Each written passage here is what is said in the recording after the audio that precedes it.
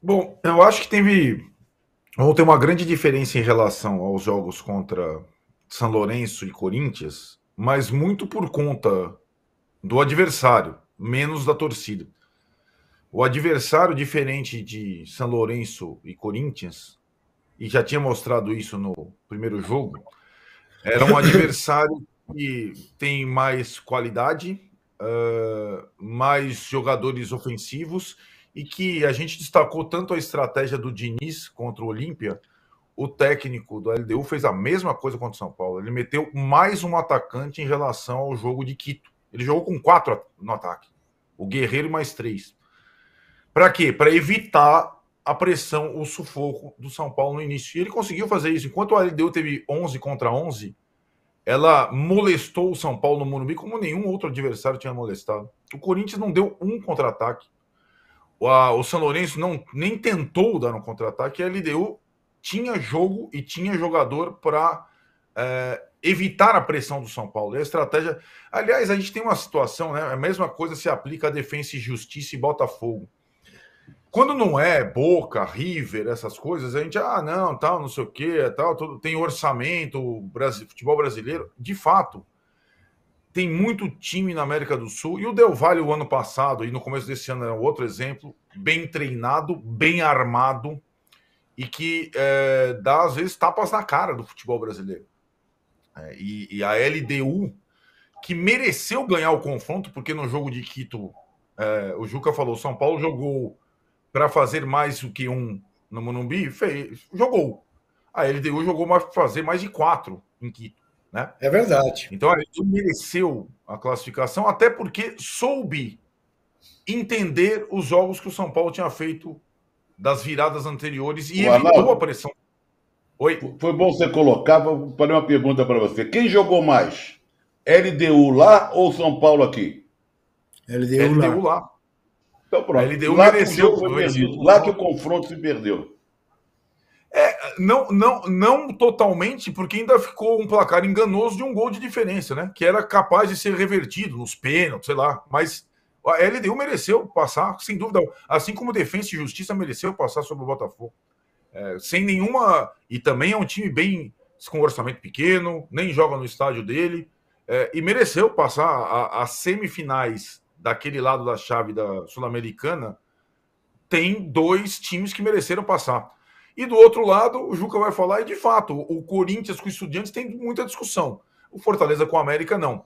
O Corinthians tem, porque, de fato, o Estudiantes, talvez, somando os 2 jogos, como a gente diz, fez mais do que o Corinthians, sobretudo no jogo da volta. Enfim, então eu acho que a LDU, isso é importante, porque os outros times também estudam os times brasileiros. Além de armar um sistema que travava muito as progressões do Lucas lá, foi um time que molestou o São Paulo e evitou a pressão.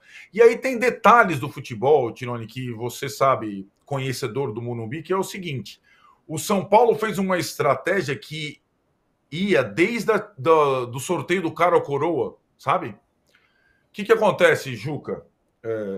Normalmente, desde os tempos lá do Rogério Ceni, da turma toda lá, o São Paulo, o capitão do São Paulo, quando tem o sorteio, ele opta por jogar o segundo tempo no gol das organizadas, de uma forma que a pressão seja maior ali na hora de definir o jogo. Nos confrontos contra São Lourenço, Corinthians e LDU, o São Paulo, o capitão do São Paulo, inverteu. Ele começou o primeiro tempo, estratégia combinada, de atacar o primeiro tempo no dos gols das organizadas para tentar abrir a vantagem e reverter o placar já no primeiro tempo. Até isso tem estratégia. O futebol não tem nada por acaso. E a LDU travou o primeiro tempo. Aí quando o Trajano falou, acabou o primeiro tempo 0-0, não ia ter... E sabe outro requinte? Na hora do sorteio dos pênaltis, eu não sei o que aconteceu, quem ganhou, não sei o que, o Rafinha quis que o São Paulo, que a disputa fosse no gol das organizadas, como tinha sido contra o Sport e tal. E o árbitro mandou no outro gol. Não foi por isso que o Rames perdeu o pênalti. Mas futebol tem detalhes. Eu acho que não foi isso, não, Arnaldo. Arnaldo. Não foi, Arnaldo. Não. O Rafinha não estava entendendo. O Gaciba explicou o negócio, agora tem um regulamento, não sei o quê, que quando um Sim. time perde um jogador, o outro estava Tem que com tirar. 10, Ele escolhe. ele tem que tirar um jogador, o São Paulo também, da cobrança. Ah, sim, era a Olha. lista e tal. É isso aí. Não foi no Isso, ele ficou pro Isso não é Rafinha de e não hoje, entendeu. não. Isso não é de Não, hoje, assim, não, tá, Zé? Não, mas o O que isso Garcia, tem a ver com a cobrança dos pênaltis? Não, O isso Garcia, foi outro não. aspecto. O Rafinha não tinha entendido quando ele mandou tirar um jogador do São Paulo. Que não é mas de isso hoje. Isso não tem Não. a ver com Não. roubar O o pênalti do lado outro que foi lado. bater. Não, mas Não, o âncora. É que o Mas Arnaldo está o falando lado que o Rafinha escolhido, queria o lado cobrar de um escolhido lado do sorteio. e foi escolhido para entendi. outro. Isso. A LDU escolheu o lado do sorteio, portanto, Claro. então. Claro. Exato. É como quando o Corinthians joga os seus pênaltis em Itaquera e quando ganha o sorteio, vai bater o Cássio, vai ficar no gol da Gaviões da Fiel. Sempre acontece isso. E são detalhes importantes. E aí, por final, sem querer ser grandes astros da história do futebol mundial perderam pênaltis. A gente lembra até hoje, porque foram pênaltis imperdíveis. Porque esses caras não poderiam perder pênaltis naqueles momentos. E quando você contrata um jogador que é uma sumidade técnica, ele é um jogador que tecnicamente, e ele perde o único pênalti do seu time, o culpado é ele. Me perdoe. O culpado pela eliminação do São Paulo foi o único cara que perdeu o pênalti e o único cara que não poderia perder o pênalti. Primeiro pênalti que ele perde. Se o Beraldo perde o pênalti, se o fulano perde o pênalti, o Rames Rodrigues foi contratado para situações como essa, né?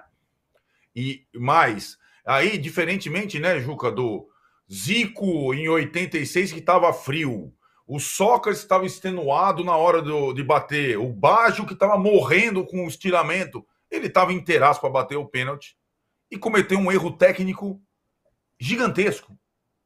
Não é por conta que a marca da Cal estava... o gramado estava perfeito, ele foi, o pé de apoio bateu antes na bola, o pé direito bateu antes no pé esquerdo e ele chutou para fora. Então, assim, jogadores que são contratados para esses momentos, eles têm que resolver nesse momento, como o Ener Valencia está fazendo. É simplesmente isso. Então, o Rames Rodrigues, que agora vai para a seleção da Colômbia, etc e tal, está devendo. Está devendo. Porque, a despeito de todo esse enredo do jogo da ida, do jogo da volta, ele tinha a bola na cal, limpa, para fazer o gol no segundo pênalti e talvez levar para mais pênaltis. E ele errou. O cara que não podia errar, errou.